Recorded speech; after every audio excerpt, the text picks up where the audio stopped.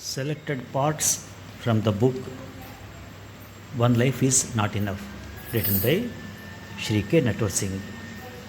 Part 18. Indira Gandhi was a great leader, not the solemn, serious martinet she is made out to be. She enjoyed the company of artists, authors, poets, and painters. Before becoming Prime Minister, she had gathered around her a group of people like Dinesh Singh, Ramesh Thapar, Rajni Patel, and I.K. Gujral, who were derisively called the Kitchen Cabinet. This group acquired substantial influence after she became Prime Minister. From 1966 to 1969, Indira Gandhi was in office but not in power. The actual power rested in the hands of the syndicate, that is, S. Nijalingappa, Atulya Ghosh, K. Kamaraj, Morarji Desai, and S.K. Patil. Mrs. Gandhi's first foreign visit after becoming Prime Minister was to Washington and New York. At the time, I was in New York and had just been given transfer orders to Delhi. Air India was on strike. So I asked her if I could return to Delhi with her. After my return, I was predictably posted to the United Nations Division of the Ministry of External Affairs. On 19 May 1966, I was told that I was being shifted to the Prime Minister's Secretariat. The appointment came as a surprise, and to this day, I do not know how it came about. The Ministry of External Affairs was also mystified. Eyebrows were raised. Why Natwar? He is only a deputy secretary. A new post was created for me, and I was not quite sure what my duties would be. The Prime Minister's Secretariat was the most powerful establishment in the country. It was a very small team in comparison to today's PMO. The Prime Minister, her Principal Secretary L.K. Jha, Joint Secretary Sushil Banerjee, Information Advisor George Varghese, Sharad Prasad, and me. The Prime Minister's Secretariat, unlike other ministries, did not function on a strict hierarchical principle. Only the most important matters were put up to the Prime Minister. The rest of us dealt directly with her. This reduced delays and gave the officers responsibility they would not have had in other ministries. The Prime Minister was not familiar with the rules and regulations under which she had to function. She needed constant propping up. She was uncomfortable in cabinet meetings and even more so in Parliament. Cabinet ministers were also not used to dealing with a woman Prime Minister and did not feel at ease in her presence. Her first major decision on 6th June 1966, the devaluation of the Indian rupee, was treated with derision. The Congress President K. Kamaraj considered it a sellout. Mrs. Gandhi herself soon realized that she had been misguided by her advisers. She was, however, a quick learner who was not averse to taking risks. After this, she did not trust anyone outside her immediate circle. One of my duties was to be present when foreign dignitaries met the Prime Minister. I accompanied her to most functions. For me, this was a lesson in diplomacy at the highest level. The Prime Minister was a good listener, and with each encounter, her confidence increased. Economic subjects bored her. She also did not look forward to occasions such as laying foundation stones or attending wedding receptions. Soon after Indira Gandhi became Prime Minister, Mao Zedong launched the Cultural Revolution in China. Mao had been feeling that he was being isolated by some of his senior comrades, particularly Liu Shaqi, Peng Chen, and Peng Dehui. The revolution lasted almost 10 years and China was torn apart from east to west and from north to south. The Red Guards, who answered to none save Mao, were let loose. Their relentless attack on very senior members of the Communist Party led some to commit suicide. Houses were ransacked, ancient monuments were destroyed, and universities were shut. The British Embassy was burnt down, and all the glass windows of the Indian Embassy were shattered by students pelting stones. Two young officers of our embassy in Peking were on a picnic in the Western Hills. They had taken some photographs when they were arrested and treated harshly. They were not only detained, but it was announced that they would receive capital punishment. This was, of course, part of the psychological war that Mao and his Red Guards were using to demoralize everyone. It was only after a great deal of pressure and protest that the Chinese government decided to let them leave. But before they could be flown out, they were put in a truck and exhibited before a crowd of 200,000 people.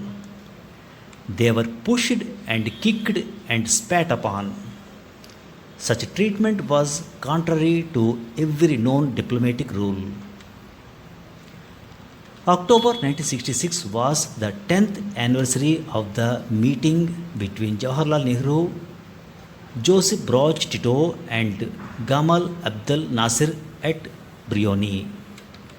Tito and Nasser came to Delhi for the occasion. The opening of the conference was in Rashtrapati Bhavan.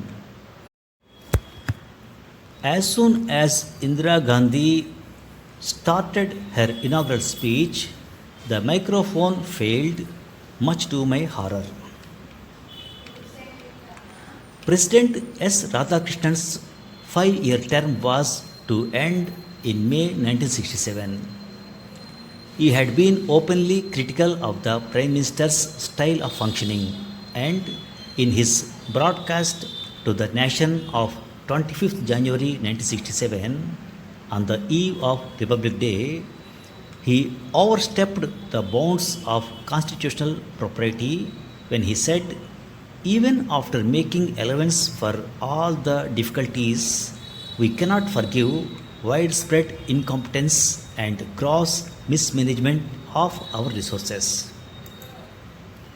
Indira Gandhi was upset and annoyed by this and decided not to give Radhakrishnan a second term. The eminent philosopher paid the price for patronizing a powerful politician. I was sitting next to her when she said, I am not giving him a second term. Dr. Zakir Hussain was elected the next president.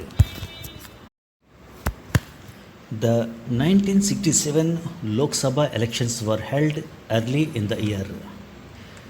There is one incident of that time that stands out vividly in my mind. On 8th February 1967, the Prime Minister was addressing a huge election rally in Bhubaneswar when a few hundred people started heckling her. Stones were hurled and she was hit by one on the nose. She started bleeding but continued her speech. Later, a medical examination showed a minor crack in her nasal spine. Her upper lip was also bruised. The doctor had not accompanied her, and to my horror, I discovered that no one present knew her blood group. The election results were announced on 26th February, and the Congress just about scraped through with a bare majority. The Swatantra Party, under the leadership of C. Rajagopalachari, consisting largely of former princes and some people from the corporate sector, did exceptionally well. The Congress was unable to form governments in the state assemblies like Bihar, UP, Punjab, Rajasthan, and Bengal. Many of the Congress leaders were defeated, including K. Kamaraj, C. Subramaniam, Sachin Chowdhury, and S.K. Patil. When the cabinet formation was underway, Kamaraj wanted the Prime Minister to include Morarji Desai as her Home Minister and Deputy Prime Minister. L.K. Jha, the Prime Minister's Principal Secretary, had worked under Morarji Desai for a number of years and also supported him. By and large, the bureaucracy tilted towards Morarji Desai. After some hesitation, the Prime Minister accepted Morarji Desai as Finance Minister and Deputy Prime Minister, but made it clear that this did not imply that Morarji Desai was number 2 in the cabinet. Morarji Desai also assured the Prime Minister of his cooperation. The 1967 election was a watershed. The Congress single party dominance was challenged, especially in the states. A new political vocabulary and norms of conduct came into vogue. Terms like Gherao, Bandh, Hartal, Zero Hour, Defection, Ayaram Gayaram, Floor Test, Rashtrapati Bhavan or Raj Bhavan parades, Shouting Brigade, Booth capturing, Young Turks became part of the new lexicon. After the elections, I wrote a paper on foreign policy. In my paper, I highlighted the shortcomings of our foreign policy. India continued to view the world and its problems in a simplistic and moralistic manner rather than in empirical terms. My paper posed certain questions. What did the policy of non-alignment mean in 1967? Did our policy towards Pakistan and China need a fresh look? Should we not take a closer look at Southeast Asia, Japan, New Zealand, and Australia? I also emphasized that we should pay more attention to Africa and Latin America.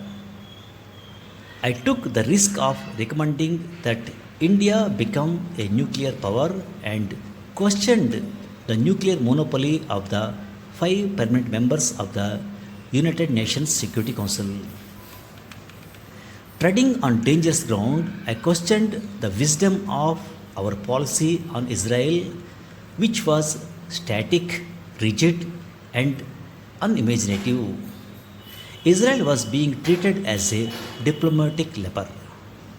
I also recommended the revision of India's Arab policy. While I was aware that the feelings and sentiments of our Muslim community had to be borne in mind, it was important that we not forget that not a single Arab country supported our stand on Kashmir. I was firm that what Pakistan needed was a dose of being neglect, for nothing bothered Pakistan more than our indifference. Neither B.G. Varghese nor my efforts bore fruit. Varghese soon left the secretariat and my paper was put in cold storage. Thank you very much. Indira Gandhi was a great leader, not the solemn, serious martinet she is made out to be. Martinet, Martinet. Martinet means a person who demands complete obedience. Martinet means a strict disciplinarian. On 8th February 1967, the Prime Minister was addressing a huge election rally in Bhubaneswar when a few hundred people started heckling her. Heckling, heckling. Heckling means interrupt a public speaker with derisive comments. The 1967 election was a watershed. Watershed. Watershed means an event or period that is important because it represents a big change in how people do or think about something. Thank you very much.